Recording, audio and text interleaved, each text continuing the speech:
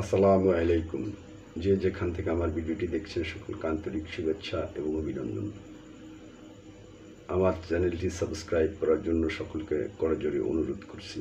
Please দয়া করে আমার চ্যানেলটি সাবস্ক্রাইব করবেন এবং আমার প্রতিটি ভিডিও দেখার জন্য আমন্ত্রণ রইল। আওয়ামী লীগ নিষিদ্ধর দাবি ও কিছু কথা। আওয়ামী লীগ নিষিদ্ধের দাবিটা কি সঠিক নাকি নির্বাচন পিছনোর বাহানা মাত্র চলছে? আমি যতটুকু বুঝতে পারছি, জামাত ইসলাম, এনসিপি এবং বাংলাদেশ সরকার, অন্তর্বর্তীকালীন সরকার, ডক্টর ইউনূস সাহেবের সরকার আওয়ামী লীগ নিষিদ্ধের দাবিটাকে মুখ্য না। কারণ শেখ হাসিনার আদলেই দেখেন ভালো দেশটা চলছে। সব দোষ বিএনপি, সব দোষ বিএনপি। চাঁদাবাজি বিএনপি করছে, দখলবাজি বিএনপি করছে, খুন বিএনপি করছে, গুম বিএনপি করছে, ওই টেন্ডারবাজি বিএনপি করছে, ওই প্রশাসনে সব বিএনপি চালাচ্ছে, এরকম একটা ভাবধারা কিন্তু সকল। আর কিছু শয়তানের বাচ্চা ব্লগার আছে, এরা অখ্যাত স্থান থেকে বিখ্যাত কিছু ব্লগ করে, যে ব্লগগুলো বাংলাদেশের জনগণ নাকি মানে খাচ্ছে দেখছি, এদের কথা বিশ্বাস করছে কিছু কিছু জনগণ, যারা রাজনীতি সম্পর্কে অত অবহিত না। বাংলাদেশে তো আসলে সকলেই রাজনীতি নিয়ে অত মাথা ব্যথা নেই, কিন্তু ভোট নিয়ে বাংলাদেশের জনগণের কিন্তু মাথা ব্যথা আছে। বাংলাদেশের জনগণ তার নিজের হিস্সাটি বুঝে নিতে পারে, কিন্তু কি চলছে এই সমস্ত ব্লগারগুলো আমাদের মতো দেশে থেকে ব্লগ করলে বুঝতাম বুকের পাটা কতটা সাহস। তারা বিদেশ বসে বসে কে মানে বিএনপিকে কিভাবে দাবিয়ে রাখা যায় সেই মিশনে নেমেছে, ইউনূস সরকারকে কিভাবে টিকিয়ে রাখা যায় সেই মিশনে নেমেছে। আমি এনসিপিকে বলবো, এরা ছোট ছোট এই আওয়ামী লীগকে নিষিদ্ধ করার দাবি তোলার আগে আওয়ামী লীগের শ্বেতপত্রটি প্রকাশ করা কি জরুরি ছিল না? বাংলাদেশ সরকার কিন্তু আওয়ামী লীগ শ্বেতপত্র প্রকাশ করে নেই। তারা 32 লক্ষ কোটি টাকা পাচার করে নিয়ে চলে গিয়েছে, আরাম-আয়েশে বিলাসী জীবন যাপন করছে। এদিকেই কিন্তু কারোর নজর নেই।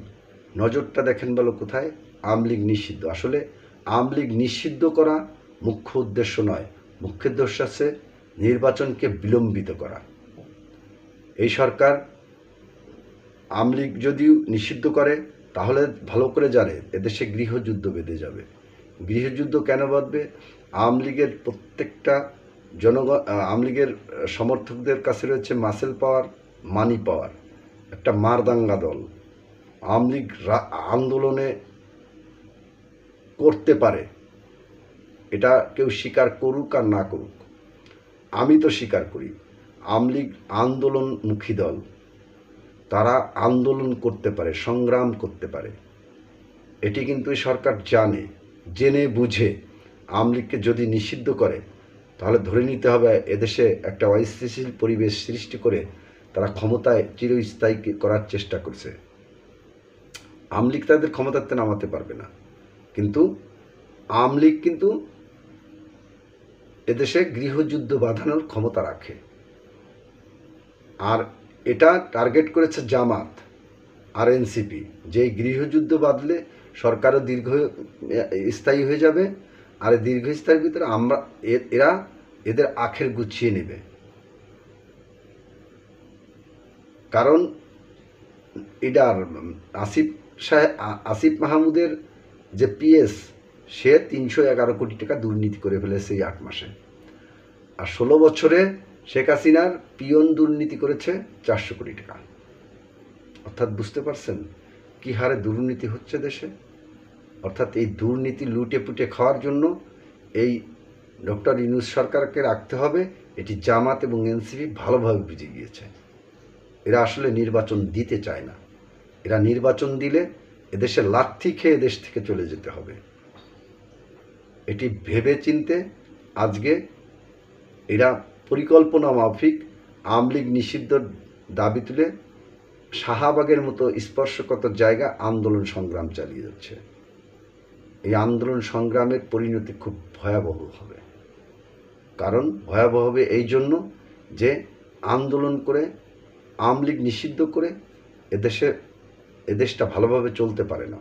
এদেশটাকে এরা জেনে বুঝে অথবা নির্বাচনকে বিলম্বিত করার জন্য এই আওয়ামী লীগ নিষিদ্ধের জন্য ইউনূস সরকার গংই এই এনসিপি সহ অন্যান্য আদার দলকে রাষ্ট্রীয় সুযোগ সুবিধা দিয়ে এই আন্দোলনটা করাচ্ছে বলে এটা খুব স্পষ্ট হয়ে গেছে। যেমন গণজাগরণ মঞ্চ রাষ্ট্রীয় পৃষ্ঠপোষকতায় সৃষ্টি হয়েছিল, আর সেইখানেই সেই শাহবাগেই আজকে এনসিপি আওয়ামী লীগ নিষিদ্ধের দাবি করে সমাবেশ করছে।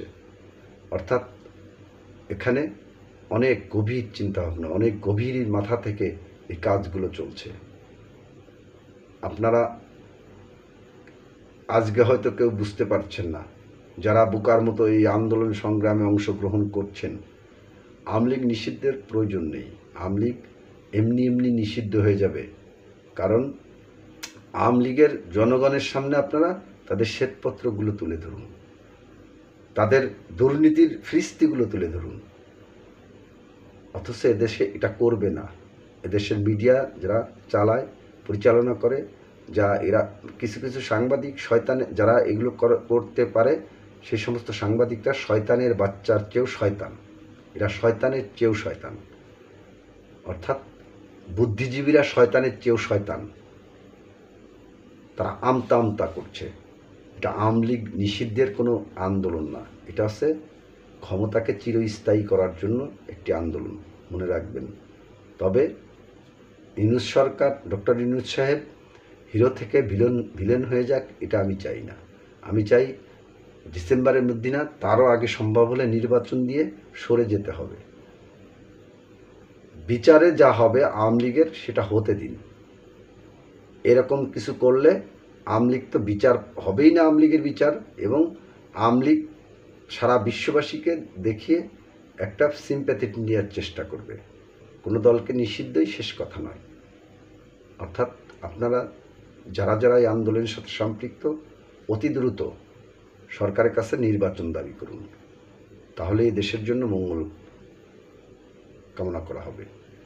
আর আপনারা যদি নির্বাচনকে বিলম্বিত করেন আর সংস্কার করেন, আর আওয়ামী লীগ নিষিদ্ধ নিয়ে ধোয়া তুলসী পাতা করেন এবং নারী কমিশনের মতন বিতর্কিত কমিশন গঠন করে রাজপথ উত্তপ্ত রাখতে চান, তাহলে আগামীকাল আপনার জন্য ভালো কিছু আশা করছে না। আগামীকাল আপনার জন্য আওয়ামী লীগের চেয়েও ভয়াবহ করুণ পরিণতি অপেক্ষা করছে। আমি প্রতি ভিডিওয় বলি, আওয়ামী লীগের দোসররা পালিয়ে যেতে পেরেছে, আপনারা পালিয়ে যেতে পারবেন না। সেই রাস্তাটুকু আপনারা বন্ধ করেন না। নির্বাচন চান সরকারের কাছে, নির্বাচন দিয়ে নেমে যান। যে ক্ষমতায় আসুক, এটা দেশের জন্য মঙ্গল, দেশের জনগণের জন্য মঙ্গল, দেশের সার্বভৌমত্ব রক্ষার একটা জন্য বড় পদক্ষেপ নির্বাচন। আর নির্বাচন যদি বিলম্বিত হয়, দেশের সার্বভৌমত্ব ক্ষতির সম্মুখীন, সার্বভৌমত্ব হুমকির মুখে পড়বে। কিংস পার্টি গঠন হবে। নির্বাচন বিলম্বিত হলে দেশে গৃহযুদ্ধ বেঁধে যাবে। আওয়ামী লীগ নিষিদ্ধ করলে দেশে গৃহযুদ্ধ বেঁধে যাবে। এর থেকে বেরিয়ে আসতে হবে। বেরিয়ে এসে সকলকে একযোগে কাজ করে সরকারের কাছ থেকে নির্বাচন আদায় করে সরকারকে সসম্মানে কর্মস্থলে ফিরে যাওয়ার জন্য উদাত্ত আহ্বান জানাতে হবে। আমিও সাথে আপনাদের সাথে আমজনতার সাথে আমিও দাবি জানাবো, ডক্টর ইউনূস সাহেব ডিসেম্বরের আগেই নির্বাচন দিয়ে তার ক্ষমতা থেকে সে তার কর্মস্থলে ফিরে যাক। বাংলাদেশের মানুষের কাছে সে হিরো হয়ে মৃত্যুবরণ করুক, এই কামনা করে আমি আমার ভিডিও শেষ করছি। আল্লাহ হাফেজ।